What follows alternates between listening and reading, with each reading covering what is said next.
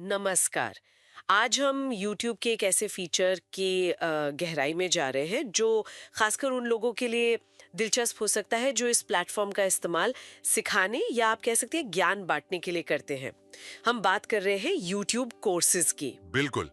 YouTube पर videos की playlist तो हम सबने देखी है, इस्तेमाल भी किए हैं, लेकिन कोर्सेज ये उससे कुछ अलग करने का वादा करता है। ये सिर्फ वीडियोस का कलेक्शन नहीं है, बल्कि एक व्यवस्थित, एक स्ट्रक्चर्ड सीखने का अनुभव देने के लिए बनाया गया फीचर है। हाँ, और हमारी आज की जो भी बात होगी वो सीधे YouTube के अपने हेल्प सेंटर दस्तावेज पर आधारित है।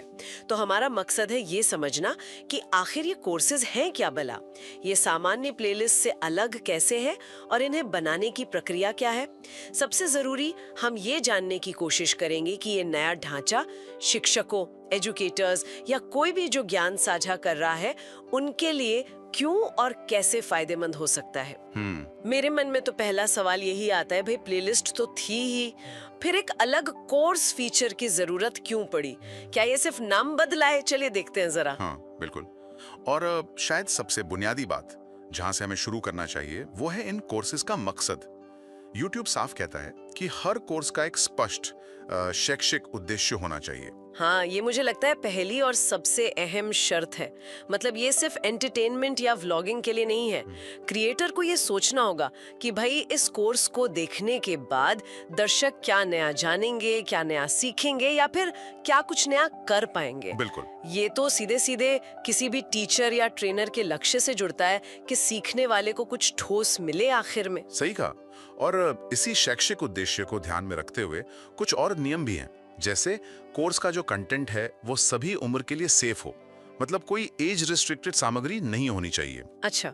हर कोर्स में कम से कम 3 वीडियोस होने जरूरी हैं। और ये वीडियोस, ध्यान देने वाली बात है, आपके अपने चैनल के होने चाहिए, डुप्लीकेट नहीं, और किसी दूसरे चैनल के वीडियो आप इसमें नहीं जोड़ सकते। ये पूरी तरह आपके अपने टीचिंग कंटेंट पर फोकस होना चाहिए। और अगर कोई इन नियमों को मान लीजिए हल्के में लेता है तो मतलब कोई अपनी रेगुलर प्लेलिस्ट को बस कोर्स का टैग लगा दे बिना किसी खास एजुकेशनल गोल के। देखिए, YouTube इस मामले में थोड़ा सख्त लग रहा है।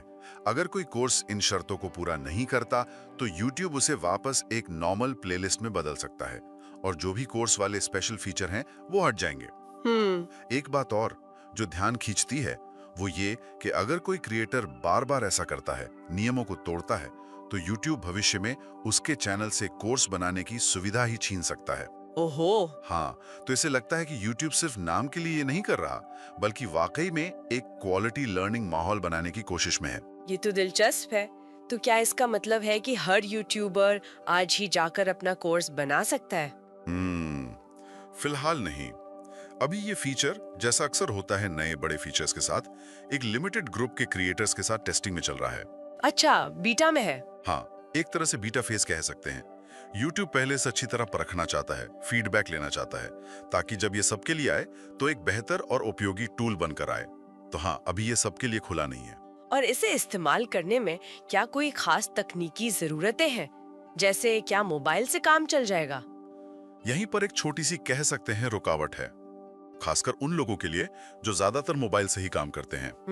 कोर्स बनाने का काम, उसे एडिट करना, मतलब उसे मैनेज करने का जो भी काम है, वो फिलहाल सिर्फ डेस्कटॉप पर YouTube स्टूडियो से ही हो सकता है।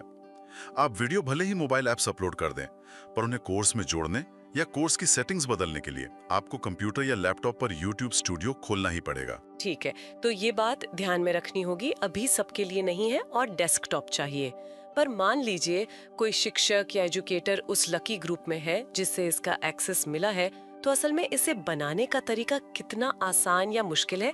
क्या ये प्लेलिस्ट बनाने जितना ही सीधा है? हाँ, प्रोसेस काफी हद तक सीधी ही रखी गई है, खासकर अगर आप YouTube स्टूडियो से पहले से वाकिफ हैं। नया कोर्स बनाने के लिए आपको स्टूडियो में साइन इन करके ऊपर राइट कॉर्नर में क्रिएट बटन पे क्लिक करना है और वहाँ न्यू कोर्स का ऑप्शन चुनना है। ओके, क्रिएट फिर न्यू कोर्स। सुनने में तो आसान लग रहा है। हाँ, इसके बाद बस आपको कोर्स का नाम यानी टाइटल, उसका डिस्क्रिप्शन और उसकी विजिबिलिटी सेट करनी होगी। विजिबिलिटी में वही 3 ऑप्शन हैं।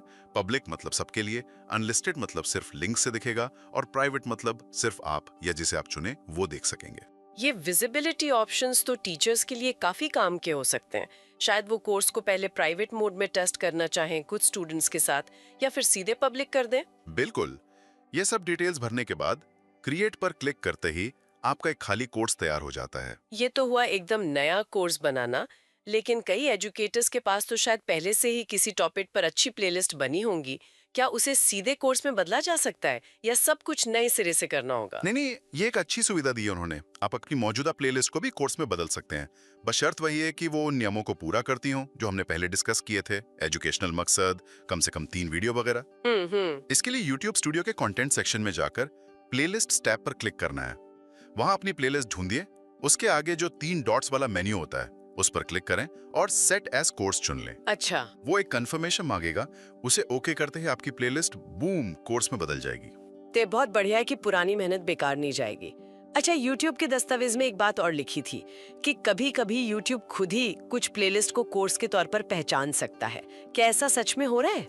हाँ, ये संभव है।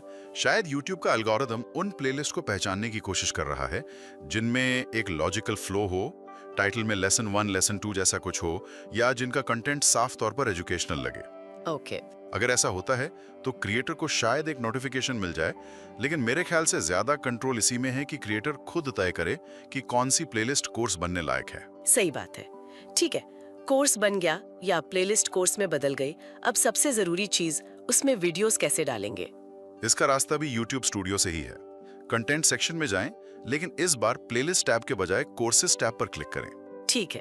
वहां आपको अपना बनाया हुआ कोर्स दिखेगा।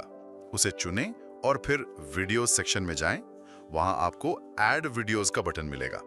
इस पर क्लिक करने पर 2 मेन ऑप्शन आते हैं। न्यू वीडियोस, अगर आप बिल्कुल नए वीडियो अपलोड करके जोड़ना चाहते हैं, या एग्जिस्टिंग वीडियोस, अगर आपके चैनल पर पहले से मौजूद वीडियोस को इस कोर्स में शामिल करना है। यानी दोनों ऑप्शन खुले हैं, फ्लेक्सिबिलिटी है। हाँ, और एक बार कोर्स बन गया, वीडियोस जुड़ गए, तो क्या उसमें बाद में बदलाव हो सकते हैं? मान लीजिए किसी टीचर को लगे कि अरे लेसन 3 को लेसन 2 से पहले रखना चाहिए था, या कोर्स का नाम बदलना है। बिल्कुल बिल्कुल, ये पूरी तरह से फ्लेक्सिबल है। आप कभी भी कोर्स का टाइटल, डिस्क्रिप्शन, उसकी विजिबिलिटी या वीडियोस का ऑर्डर बदल सकते हैं। अच्छा।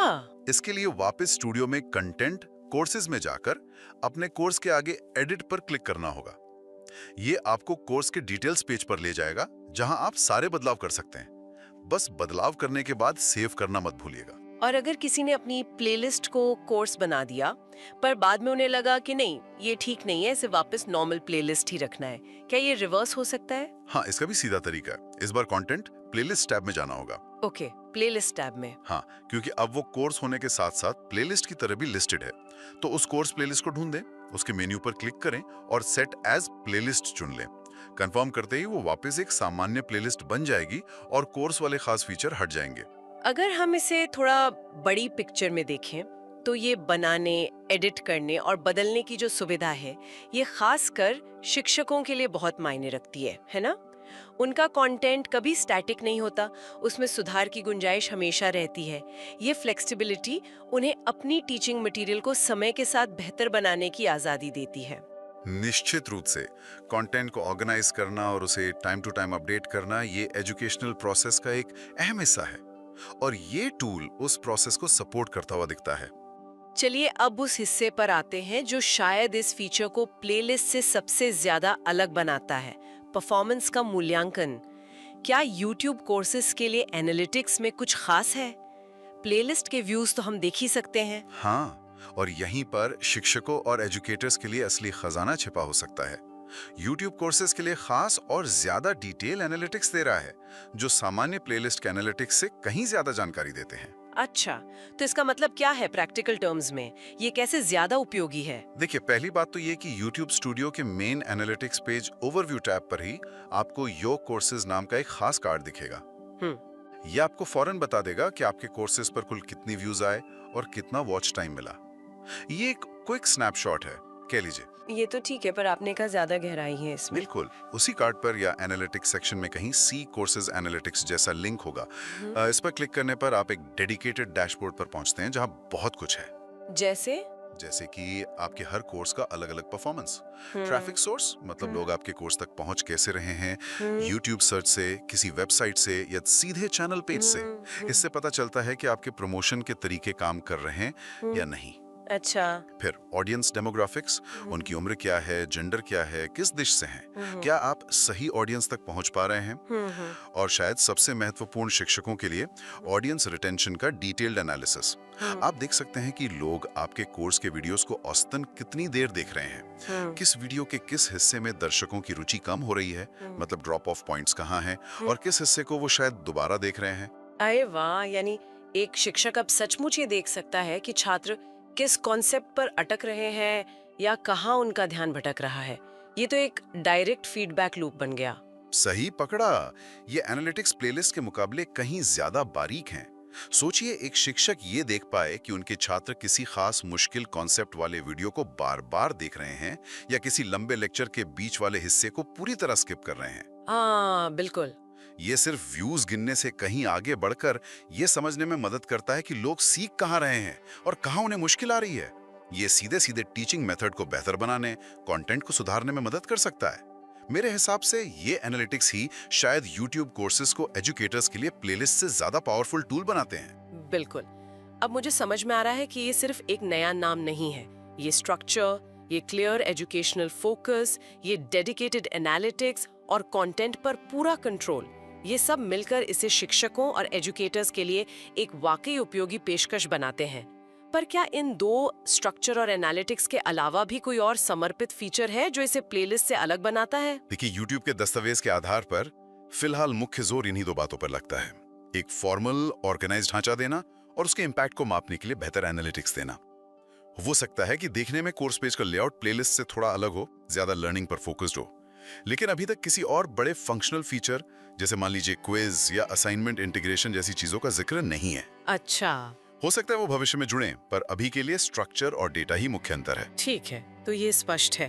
तो कुल मिलाकर हमने आज क्या समझा? YouTube कोर्सेज YouTube पर एजुकेशनल कंटेंट को पेश करने का एक ज्यादा फॉर्मल और स्ट्रक्चर्ड तरीका है। ये क्रिएटर्स से एक क्लियर टीचिंग गोल की मांग करता है, वीडियोस को एक लॉजिकल सीक्वेंस में रखता है और सबसे जरूरी, इसके असर को समझने के लिए प्लेलिस्ट से कहीं बेहतर एनालिटिक्स देता है। ये अभी सबके लिए नहीं है, लेकिन ये शिक्षकों और एजुकेटर्स के लिए काफी संभावनाएं खोलता है। हाँ, और अगर हम थोड़ा आगे देखें तो भले ही अभी शुरुआती दौर में है, ये दिखाता है कि YouTube जैसे बड़े प्लेटफॉर्म्स भी अब स्ट्रक्चर्ड लर्निंग को गंभीरता से ले रहे हैं। ये सिर्फ मनोरंजन या इनफॉर्मल जानकारी देने से आगे बढ़कर एजुकेशन के फील्ड में अपनी भूमिका को और पुख्ता करने की कोशिश हो सकती है। ये क्रिएटर्स, खासकर शिक्षकों को सिंपल प्लेलिस्ट से ज्यादा एडवांस टूल देने का एक कदम है। इससे एक जरूरी सवाल मेरे मन में आ रहा है कि YouTube जैसा प्लेटफॉर्म जो अपनी पहचान काफी हद तक एंटरटेनमेंट और वायरल कंटेंट से बनाता है, वो शिक्षा के क्षेत्र में कितना गहरा उतर सकता है? क्या लोग वाकई YouTube पर कोर्स करने आएंगे उस तरह से जैसे वो डेडिकेटेड लर्निंग प्लेटफॉर्म्स पर जाते हैं? हाँ, ये एक बड़ा सवाल है और इसका जवाब शायद समय के साथ ही मिलेगा। ये प्लेटफॉर्म की इमेज, क्रिएटर्स द्वारा बनाए गए कंटेंट की क्वालिटी और दर्शकों की बदलती आदतों पर निर्भर करेगा। लेकिन ये कोशिश निश्चित रूप से ऑनलाइन एजुकेशन के लैंडस्केप को और दिलचस्प बना रही है। बिल्कुल। तो चलिए आज की इस चर्चा को यहीं रोकते हैं, लेकिन श्रोताओं के लिए एक सवाल छोड़ जाते हैं जिस पर वो विचार कर सकते हैं। YouTube जैसे प्लेटफॉर्म पर कोर्सेज जैसी फॉर्मल सुविधाओं का आना ऑनलाइन शिक्षा की प्रकृति को कैसे बदल सकता है, खासकर उन प्लेटफॉर्म पर जो मुख्य रूप से मनोरंजन के लिए जाने जाते हैं। और भविष्य में सिर्फ स्ट्रक्चर और एनालिटिक्स से आगे बढ़कर YouTube कोर्सेज में ऐसे कौन से खास फीचर जोड़े जा सकते हैं, शायद इंटरैक्टिविटी, कम्युनिटी बिल्डिंग या स्किल सर्टिफिकेशन, जो सीखने के अनुभव को सचमुच अगले स्तर पर ले जाएं। सोचिएगा जरूर।